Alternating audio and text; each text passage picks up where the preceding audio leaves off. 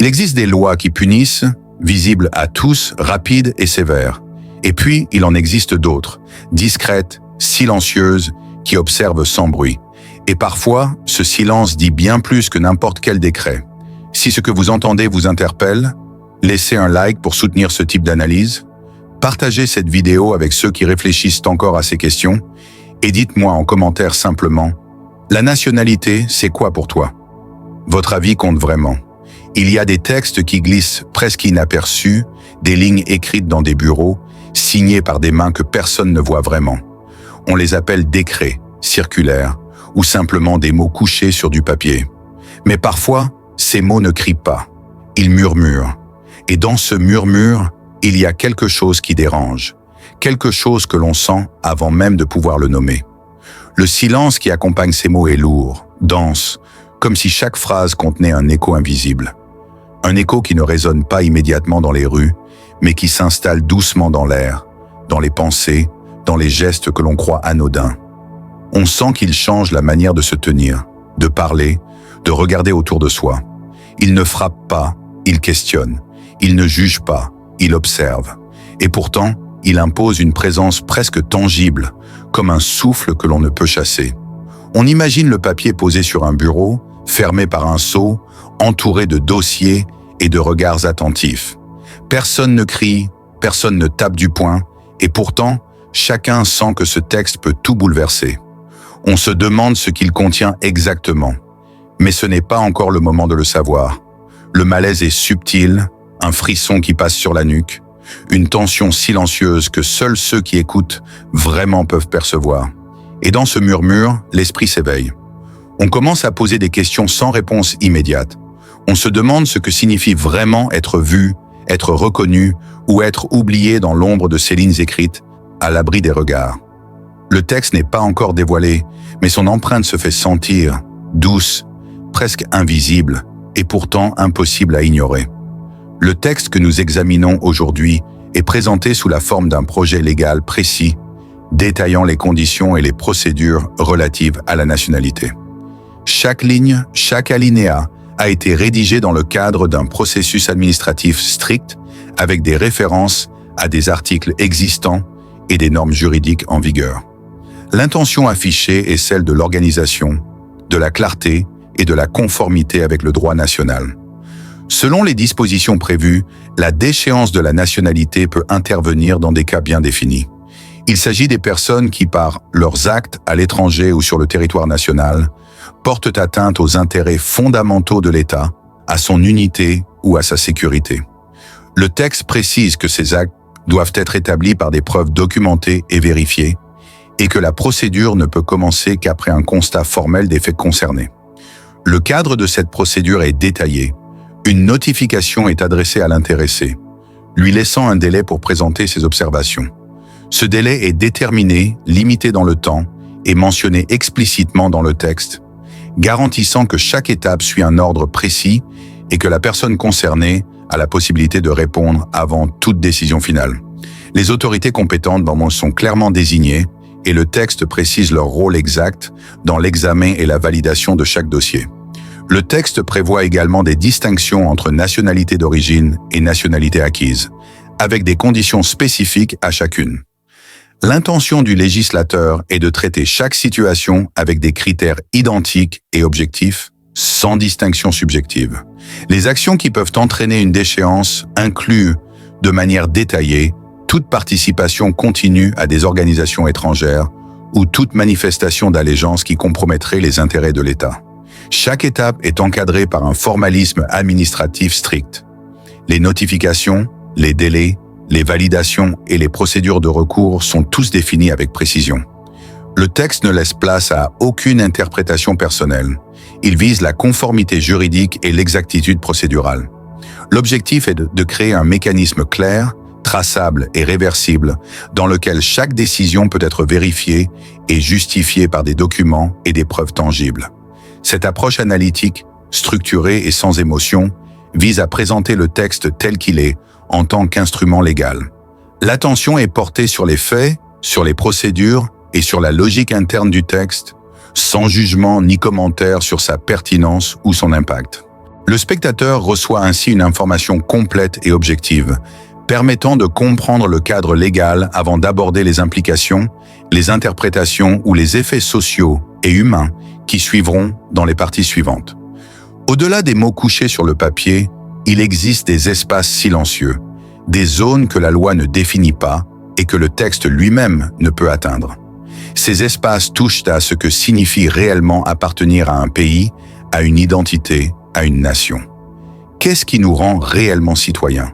Est-ce un papier, un acte, une reconnaissance officielle ou quelque chose d'invisible que ni décret ni procédure ne peuvent mesurer? La loyauté n'est jamais simplement énoncée. Elle se vit dans les gestes, dans les choix quotidiens, dans les silences autant que dans les paroles. Peut-on la quantifier? Peut-on la contrôler? Le texte nous dit ce qui sera puni, mais jamais ce qui est vrai ou juste dans le cœur et l'esprit de chacun. Et pourtant, c'est là, dans cette distance entre l'État et l'individu, que se joue l'essentiel. On pourrait suivre toutes les étapes administratives, répondre à chaque notification, se conformer à toutes les procédures et rester pourtant un étranger aux yeux de ceux qui observent en silence. L'appartenance n'est pas seulement une reconnaissance juridique, elle est un lien complexe, fragile, tissé dans le temps et dans l'expérience partagée. Et que reste-t-il lorsque ce lien est remis en question par des lignes écrites ailleurs, par des décisions prises loin de notre quotidien? Chaque phrase du texte officialise quelque chose de visible, mais que devient ce qui est invisible? Les pensées, les convictions, les fidélités intimes. Où s'inscrivent-elles si ce n'est dans le silence qui n'est jamais sanctionné? Peut-on mesurer la loyauté ou simplement l'observer à travers les actes sans jamais en saisir la profondeur? La tension naît de cette contradiction. La loi définit, encadre, sanctionne. Mais ce qu'elle ignore, ce qu'elle ne peut nommer, c'est la complexité humaine. Et c'est précisément cette complexité qui pousse l'esprit à chercher, à interroger, à réfléchir, à poser des questions dont aucune réponse immédiate n'existe. Car parfois, comprendre ne consiste pas à trouver une réponse, mais à accepter l'espace de doute et d'incertitude que chaque décision laisse derrière elle. Il existe des vies que la loi effleure sans jamais les nommer, des vies suspendues entre le papier et le souffle quotidien, des existences qui grandissent à l'ombre de décisions invisibles. Imagine un enfant dont les jours se déroulent sans qu'il sache que chaque ligne, chaque phrase écrite ailleurs pourrait un jour toucher son avenir. Il n'a pas de nom dans ses textes, il n'a pas de visage sur les rapports officiels, et pourtant, il en porte les traces, légères mais insistantes. Sa famille vit dans un équilibre silencieux entre l'ordinaire du quotidien et l'invisible des conséquences à venir. Les rires autour de la table, les repas partagés, les histoires racontées le soir ne sont pas exempts de cette ombre subtile. Chaque geste, chaque mot prononcé semble marcher sur un fil tendu que l'enfant ne voit pas, mais qu'il ressent. Les adultes autour de lui ne parlent pas directement de ce qui pourrait survenir, car le danger est abstrait, insaisissable. Et c'est précisément ce flou qui façonne son univers, sans qu'il le sache pleinement. Il grandit avec une conscience diffuse que le monde est plus vaste que ce qu'il voit. Les histoires de famille, transmises de génération en génération, portent des avertissements et des leçons tacites. L'héritage ne se limite pas à ce que l'on reçoit matériellement. Il inclut des mémoires, des traditions, des responsabilités invisibles. Chaque acte des adultes, chaque décision administrative, semble influer sur ce patrimoine silencieux. Et pourtant, l'enfant ne connaît pas encore le poids des textes. Il ne sait que sentir les nuances, percevoir les tensions légères dans les regards, dans les silences, dans les conversations inachevées. Il y a une étrange beauté dans ce quotidien fragile, un équilibre qui se maintient sans bruit, comme si tout le monde marchait autour d'un feu invisible, conscient de sa chaleur mais sans jamais le voir directement. L'impact de la loi n'est pas spectaculaire, il n'est pas immédiat. Il se glisse dans les interstices de la vie, dans les choix que chacun fait sans réfléchir, dans les gestes anodins qui, vus de loin, pourraient changer la trajectoire de l'enfant. Et pourtant, cette vie abstraite, silencieuse et pleine de questions. Que restera-t-il si jamais les lignes tracées ailleurs deviennent réalité? Que deviendra cet héritage, cette mémoire familiale, si les décisions qui semblent lointaines finissent par l'atteindre? L'enfant continue de jouer, de rêver, d'apprendre à marcher entre ce qui est dit et ce qui ne l'est pas. Son monde est façonné par le visible et l'invisible, par le concret et l'abstrait, par ce qui est écrit et ce qui est laissé en suspens. Ainsi, sans jamais frapper, sans jamais nommer, la loi laisse sa marque dans ce fragile équilibre. Elle façonne les vies à travers des conséquences indirectes, invisibles pour les regards extérieurs, mais présentes dans chaque souffle, dans chaque geste, dans chaque choix. Et c'est précisément cette subtilité qui fait que l'on continue à observer, à écouter, à ressentir, sans jamais détourner le regard. Le monde dans lequel nous vivons est marqué par une instabilité permanente. Les alliances changent, les intérêts se déplacent, et chaque État observe les autres avec prudence. Dans ce contexte, les décisions internes ne sont jamais isolées. Elles s'inscrivent dans une logique globale, dans un équilibre délicat où chaque geste peut avoir des répercussions au-delà des frontières. Certains États resserrent leur contrôle, non par excès de pouvoir, mais pour sécuriser leur position dans un environnement incertain. Ils surveillent, évaluent et ajustent leur politique selon des critères qui dépassent le simple quotidien national. Dans ce cadre, des lois qui semblent strictement administratives prennent un sens différent. Elles deviennent des instruments de prévoyance, des moyens de protéger des intérêts stratégiques et de garantir la cohésion face à des pressions externes ou des influences étrangères. La question qui se pose alors est celle des loyautés multiples. Dans un monde globalisé, l'appartenance à un pays peut coexister avec des liens professionnels, culturels ou financiers à l'étranger. Chaque décision légale prend donc en compte non seulement le respect des règles internes, mais aussi la manière dont ces liens peuvent affecter la sécurité, l'image et la stabilité du pays. L'État doit mesurer la portée de chaque action et anticiper des situations où ces loyautés multiples pourraient entrer en tension. L'Algérie, dans ce cadre global, n'évolue pas seule. Elle fait partie d'un système complexe où ses décisions sont observées, analysées et parfois comparées à celles d'autres nations. Le timing, le contenu et la manière dont certaines lois sont appliquées reflètent une stratégie qui dépasse la simple administration. Il s'agit de préserver l'intégrité, de sécuriser les intérêts et de renforcer la position du pays sur le plan international. Ce qui pourrait sembler une décision ponctuelle, prise à un moment précis, doit être compris dans cette perspective plus large. Les choix ne sont pas uniquement dictés par des besoins internes immédiats. Ils répondent aussi à des impératifs liés aux interactions internationales, aux risques latents et à la nécessité d'affirmer une posture claire dans un monde où les équilibres sont fragiles. Ainsi, observer l'Algérie aujourd'hui sans prendre en compte cette dimension globale serait réduire sa démarche à une simple opération locale.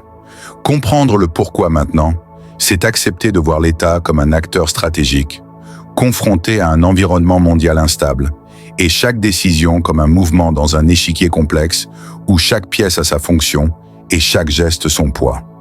La première émotion qui surgit face à une nouvelle décision est souvent la colère.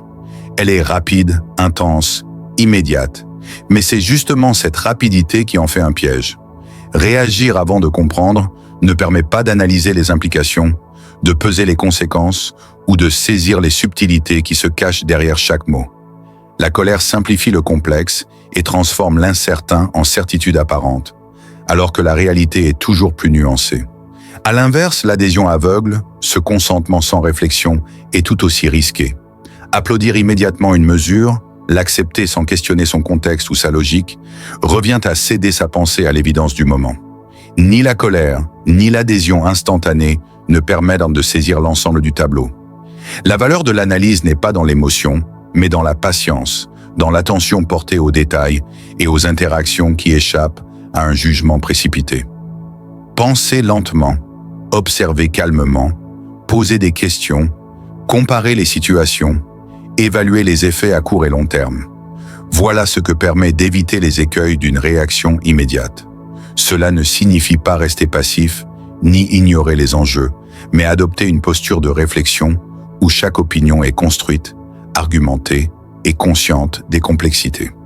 Cette approche invite à s'élever au-dessus du simple flux émotionnel et à considérer la situation dans sa globalité, avec patience et discernement. En laissant l'esprit prendre le temps d'analyser, le spectateur se retrouve acteur de sa propre compréhension.